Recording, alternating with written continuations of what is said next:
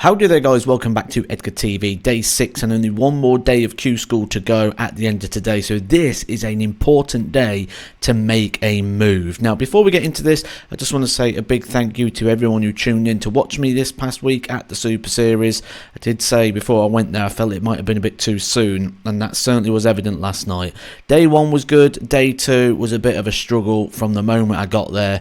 Just maybe 2 days of long darts. It's not just the 4 games that you see, it's the practice in between and the 2.5 hours worth of preparation beforehand, which at the moment was just a little bit too much of me to ask. But I was happy enough with quite a few bits there, some real positive signs, so hopefully they will grow throughout the year. It was, what, 3 days preparation? No!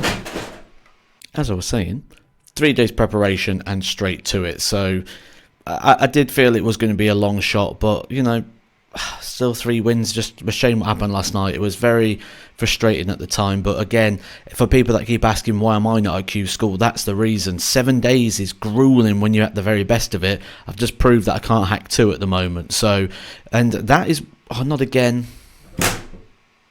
Okay, this time I think I've nailed it. That ain't falling this time. I don't know why it keeps falling. Stupid light. Anyway, let's get back to Q School, shall we? The day you need to make a move, the day you need points on the board if you're not going to be winning it outright. And it wasn't the case for a couple of key players. Fallon Sherrick losing in the opening game to Justin Hood, who's been having a fairly decent Q School. She losing with an 83 average. She's going to need a minimum now of a semi-final tomorrow. She's going to get a PDC tour card. Only got 1 point on the board so far. Willie Borland, the man who was top of the table, 7 points, running absolutely clear. I think he's likely to have done enough. We'll confirm that at the end of this video if he has done enough or not. But he went out first round today to Ted Everts. If you remember yesterday, I said one more win for Borland should do it, and he's got to lose his next 3 matches in a row to stop that. Well, that's 2 in a row, and not a good performance there from Willie Borland. Maybe he knows the goal has just come a little bit closer and that finishing line is well and truly in sight. I expect Willie Borland though to be getting a tour card, and Richie Burnett, someone who is going to need a big run just like Fallon Sherrick, needs a semi-final. Only got 1 point on the board. Lost with an 80 average to Ross Montgomery. Now with Richie Burnett, he will have the seniors to fall back on, and I do think he'll be in the Seniors World Championship should he not get a tour card. John Henderson, someone who's very, very popular in the darting scene. Same thing for him. He did win a game today, a 99.34 against Dom Taylor, someone a lot of people around here have been predicting, but lost in the second game, and it's 2 games you need for the points. So again, John Henderson needs a big run. So we're going to end up with some sizable players here missing from the tour. And today is not just going to be the awarding of a tour card. You're also going to see more people get tour cards who will be guaranteed off the back of the Order of Merit. But we're going to carry on picking out those players who are going to need a lot because they're not too good on the Order of Merit right now. I'm going to fast track over to Europe. And we're going to have a little look at Max Hopp, who is on 0 points. A 6-4 defeat to Pal Slaki. Sorry about that. 78 average for him. He's going to need to pretty much win it tomorrow. He's in big trouble, and he's not looking likely at the moment, and he's not looking like the Max Hopp we know from not too many years ago. Christian Kist, quite decent at the moment in terms of the Order of Merit, but just slipped outside those qualifying positions. This is what I mean when we talk about players that may struggle in terms of fitness. Christian Kist suffers with injury an awful lot, and 6 days already. Can he have one last big push? He's got 4 points on the board. A last 16 should do it for him, but he may get an outsider's chance with a last 32. Either way, he's going to need wins tomorrow, or Christian Kist will not be getting a tour card either. Now, in regards to both the UK and the EU Q School, when we go back to how we first started this video and we said we need big runs, if you've not done anything so far, you've got to get the points on the board. That was the memo, and it looked like a lot of people certainly took the advice. On both sides, big runs from people who haven't really done much over the first couple of days. So taking a look through here from the last 32 onwards, you can see some of the stories we've been speaking about, such as Leighton Bennett, who continues to impress so far. But one of the things that's really stood out for me is how well the players that are quite well on the WDF rankings are doing. Kai Fang Lang picking up some points here as well. James Beaton, a young player who is playing on both circuits at the moment. He picking up more points. James Hurrell very high up on that WDF ranking. He picking up points, and that seems to be the story a lot over in the EU. Devon Peterson getting his first point on the board, but he's going to need a semi-final or more tomorrow if he is going to get his tour card, or it could be the first time in a long time that Devon Peterson does not have a PDC tour card. We are at the moment up to the semi-finals at the time of recording this, so we know Leighton Bennett is continuing to be impressive. Another 100 average for him, and it looks extremely likely now that he's going to get a tour card for the very first time. He's now hitting, I believe, 18 years of age. Maybe we're going down the same road we did with Van Gerwen, where it just took him a little bit of time to settle. We talked about the WDF players and two of them having a clash there, with James Beaton being the man coming out on top. Darren Webster, somebody I spoke about at the end of last year when we said that maybe getting to that World Championship would be something that really helps him, and he had a good run on the Pro Tour just to remind him what he's capable of, and I think that is certainly the case here at Q School. He did go out in the quarter-final stage.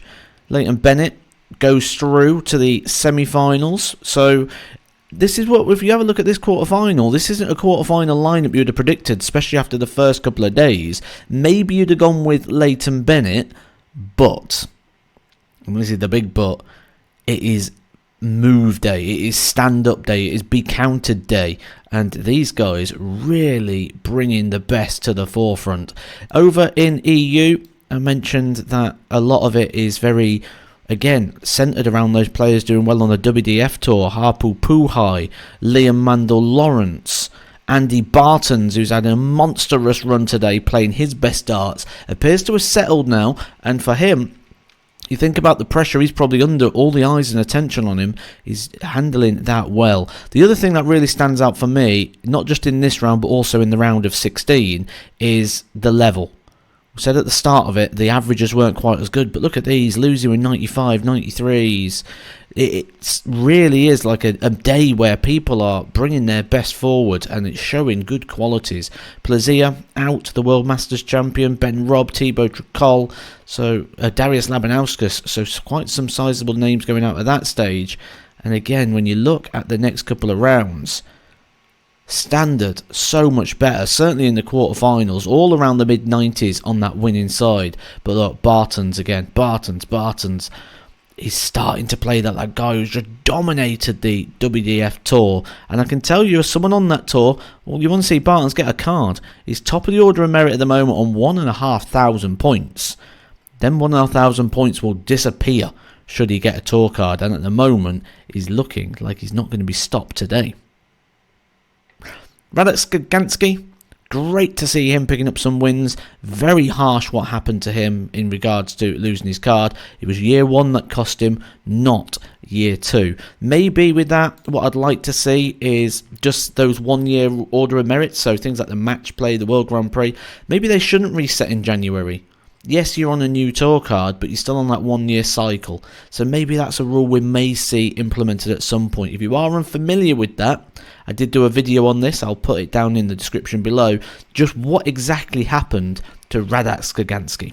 The two semi-final stages gave us different stories, nervy ones in the UK and class ones in Europe. Take a look at these.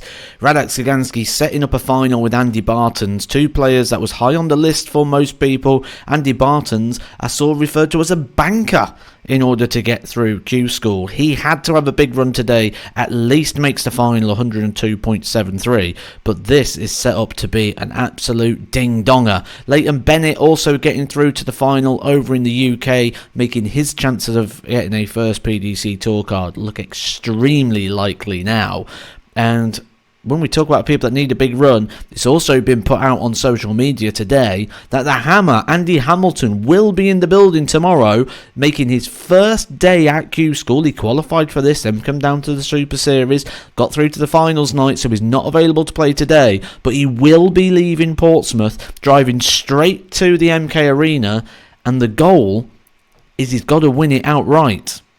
Can the Hammer do one of the most unlikely turnarounds and win a tour card from nowhere? And that's what Andy Bartons has done today. 2 days of getting nothing and a fantastic third day. should I say, in order to get through and pick up his tour card. He's the first of many people today who will confirm their tour card, not just the 2 players that get through. And this for me was a big moment when Andy Bartons went 5-2 up in this final, and look how he started, 13-11. You think, here he goes, this is the Andy Bartons we know. But then Sagansky hit him back 15-15-14, running average there of about 103. And at that point, Bartons has had a couple of dodgy legs, and you think, is he going to be able to get over the line? And he did. Really good digging deep. And this is his performance throughout the day. 95, 95, 98, 102, 97. Also a 89 sandwiched in there as well. This is the Andy Bartons I expected to see. Now, the one thing we know about Andy Bartons is maybe it just takes a little bit of time to settle in the PDC arena, and maybe we see it on the tour as well, that it might just take him a couple of Pro Tours to get going, but I think he's going to be there for some time. Harpal Puhai will be there. He's now a tour card holder.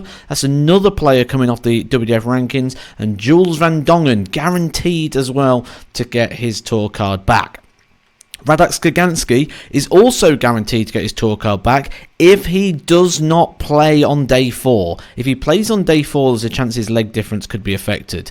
And he's pretty much nailed on, as is Patrick Gerates as well. Because what you've got to think, it's 3 points for a quarter final. That means 1, 2, 3, 4. Any of these 5 would have to be drawn to avoid each other, and then they'd all have to win. They'd all have to get a good leg difference. He'd have to lose 6-0. So many different possibilities. So I think the 2 7s are in.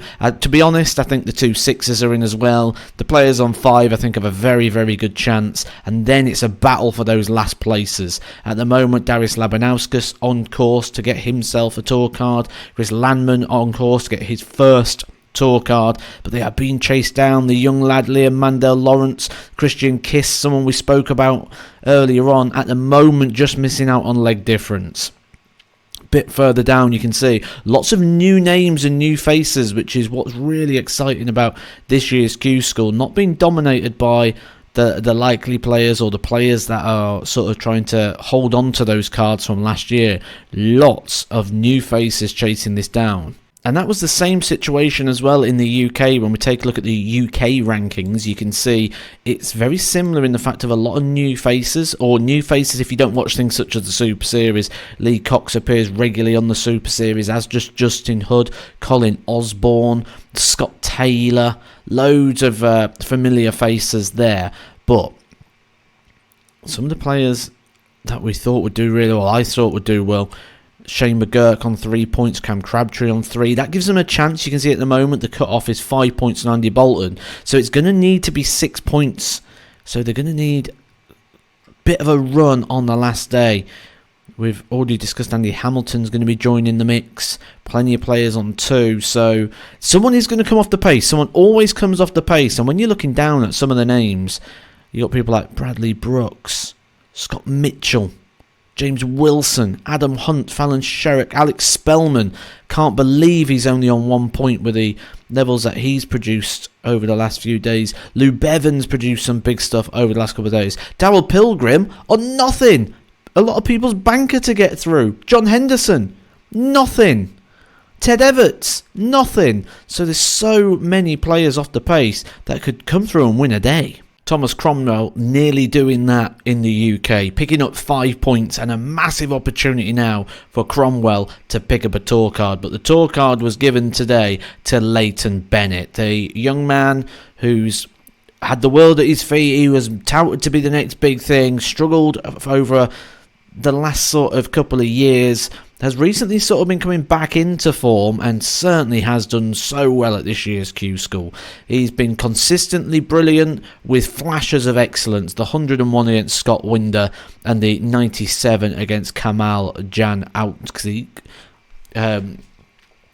That weren't even close, was it? Terrible attempt at the name there. But he won it with a 98, finishing the final leg. Kicked off the final leg with a 180 as well, showing true bottle. He would have had one in terms of points anyway. He was on 8 points going into this final, which would have probably put him over the line. When we take a look at that order of merit, 7 points for Borland and Hurrell. Not mathematically secure, not mathematically guaranteed, but as far as I'm concerned, those two Dennant and Killington will be in. Remember how deep you've got to go to get 3 points in this, and there's only a few people on 4 points at the moment that could jump them, and then it involves them getting to the quarterfinals, someone like Dom Taylor getting to like the last 16. The draw tomorrow, when the draw comes out, we'll see people guaranteed in regards to those tour card positions the second the draw comes out, because it'll be mapped out in a way that the possibility of what could happen won't be able to happen because it's an open draw.